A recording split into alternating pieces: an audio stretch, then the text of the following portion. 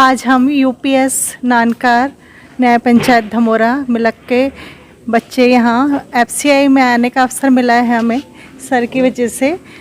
और आज तक हम बाहर से ही देखा था कि क्या होता है, लेकिन आज हमें यहाँ अंदर आके विज़िट करने का मौका मिला है और बहुत कुछ जानकारी नई प्राप्त हुई है।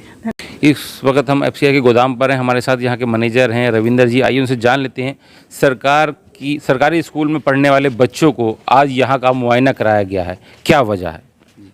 जी, आज जो है हमारी गवर्नमेंट ऑफ इंडिया की तरफ से हमें एक आदेश हुआ और उन्होंने कहा कि भी जो योजनाएं भारत सरकार द्वारा चलाई जा रही हैं उसको जन जन तक पहुंचाने की, और भंडारण का मतलब हम जो अनाज का भंडारण करते हैं वो किस तरीके से किया जाता है, कैसे हम उसे सुरक्षित रखते हैं और कैसे लंबे टाइम तक हम उसका भंडारण कर पाते हैं, और इन्हीं सबको और उसे जो है हम स्टोर करने के बाद जन जन तक पहुंचाने का जो कार्य करते हैं वो जब बातें और वो चीज़ें जो हैं सभी के सामने आए और सभी को बताया जाए कि भाई कैसे कैसे एफसीआई के लोग जो हैं और एफसीआई में किसानों द्वारा जो उत्पन्न किया हुआ माल जो है भंडारण किया जाता है और लंबे समय तक उसका के भंडारण करके और जन जन तक मतलब गवर्नमेंट ऑफ इंडिया के द्वारा चलाई गई योजनाओं में उसको भारत सरकार द्वारा जो है प्रत्येक व्यक्ति तक अनाज पहुंचाने का जो काम किया जा रहा है उसमें जो है हमारी सहभागिता जो है उसको बताने के लिए यहाँ आज हम प्राथमिक विद्यालय के बच्चों के साथ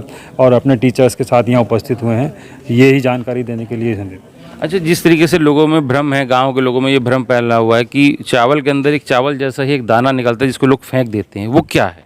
वो चावल फोर्टिफाइड राइस बोलते हैं इसको, जिसमें आयरन कुपोषण को ख़त्म करने के लिए भारत सरकार की पहल है, जिसको जो गरीब बच्चे या जो मतलब थोड़े नीचे स्तर के बच्चे हैं जहाँ तक ये पोषक तत्व नहीं पहुँच पाते उनको मतलब जन जन तक और जिन बच्चों तक पोषक तत्वों को पहुंचाने के लिए उस फोर्टिफाइड राइस का जो है हमने निर्माण किया और उसमें आयरन, फॉलिक एसिड वगैरह विटामिन B12 B11 वगैरह मिला के और बच्चों को जो पोषक तत्व नेचुरल खाने से और रोज़मर्रा के खाने से नहीं प्राप्त होते हैं वो उनके चावल में डाइट में डालने के बाद वो उनको सब कुछ प्राप्त होगा और ऐसे ही कुपोषण का जो है नाश किया जाएगा भारत से। तो कहीं ना कहीं कुपोषण को दूर करने के लिए ऐसे विटामिन वाले चावल मिलाए जा रहे हैं? जी बिल्कुल बिल्कुल।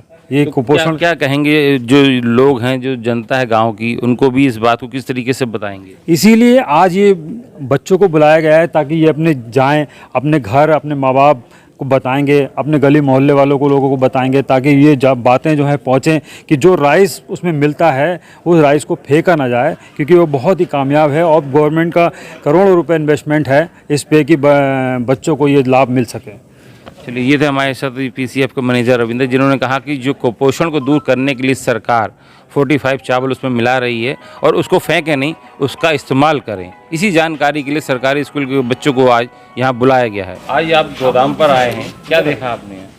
हमने यहाँ ये देखा क्या ओल्ड टाइप से यहाँ पे कितनी अच्छी तरीके से ये सब अनाज को स्टोर किया हुआ है और कैसे पैक किया जाता है और ऑटोफैक्ट चावल के बारे में जाना, कीड़ों से कैसे इन्हें सुरक्षित किया जाता है और हमने इसी तरीके से नई टेक्नोलॉजी से भी और हमने इसे नई टेक्नोलॉजी से अनाज के भंडारण के बारे में भी जाना, अनाज के भंडारण के बारे में भी जाना।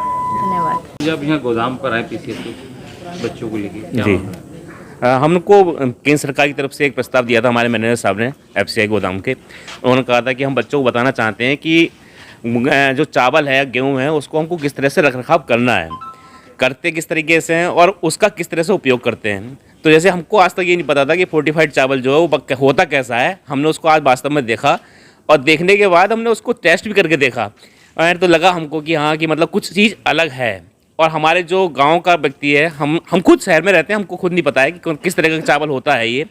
तो इस चावल को हमको देख के आगे हम इसको यूज़ करेंगे और इससे हमारे जो देश है उसको भी इसका लाभ मिलेगा। क्या समझ में आया जो चावल लोग फेंक देते हैं कि इसको बेकार समझ? हाँ, इसकी उपयोगिता बहुत ज़्यादा है।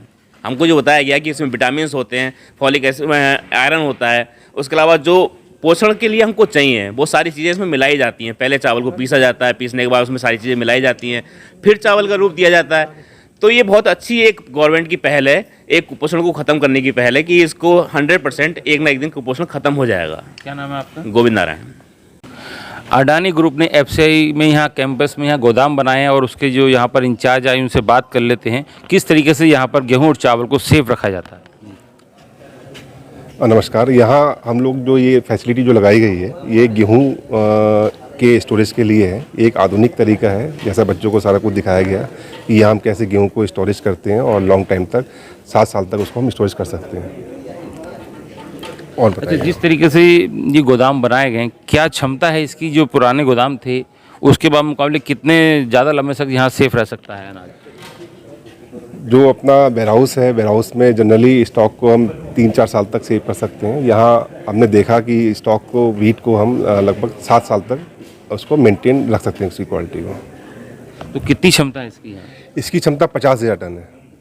और एक गोदाम की है, यहाँ कई गोदाम हैं? नहीं, ये जो आपने बड़े बड़े टैंक देखे, एक टैंक की जो क्षमता है 12,500 टन है। ऐसे हमारे पास 4 टैंक हैं जिसकी टोटल क्षमता 50,000 टन हो गई है। तो क्या लगता है जो यहाँ पर गोदाम में अभी तक माल स्टोर होता था उसके अलावा यहाँ कितना और स्टोर हो सकता है माल?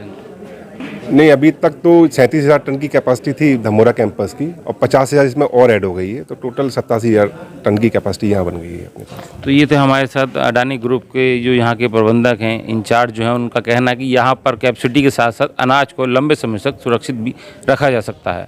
अपने सहयोगी वासिफ के साथ राजीव वर्मा, धमोरा। होता है उनका जो है ट्रीटमेंट किया जाता है, ठीक है। और इसका हर 15 दिन में हम क्या करते हैं, मॉइस्चर चेक करते हैं। कोई भी इंसेक्ट जो होता है, जैसे ज़्यादा